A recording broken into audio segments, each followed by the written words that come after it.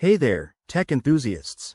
Welcome back to our channel, where we break down the latest tips and tricks for your favorite apps. Today, we're diving into something simple yet super useful: how to unblock someone on Telegram in 2025. Whether you had a momentary disagreement or just want to reopen lines of communication, unblocking is quick and straightforward. Let's get right into it. First things first, make sure you have the Telegram app updated to the latest version for 2025. This ensures you have all the newest features and a smooth experience. Start by opening the Telegram app on your smartphone or computer. Once you're in, head over to the main menu. You'll find a three-line icon in the top left corner. Tap that to access your settings. Next, scroll down and select Settings from the menu.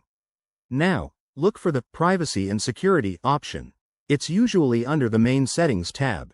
Once you're in Privacy and Security, find the Blocked Users section. This is where Telegram keeps a list of everyone you've blocked. You'll see a list of names or numbers. Tap on the person you want to unblock. When you select them, you'll see an option that says Unblock or something similar.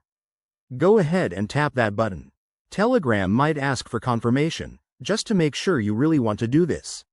Hit Yes or Confirm, and voila! You've successfully unblocked them.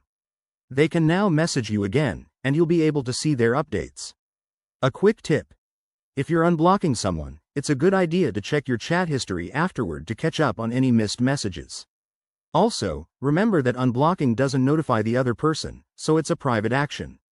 If you ever need to block someone again, the process is just as easy.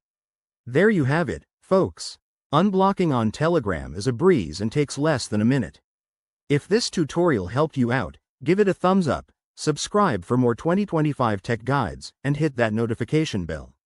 Drop a comment below if you have any questions or other app tips you'd like us to cover. Thanks for watching, and see you in the next video.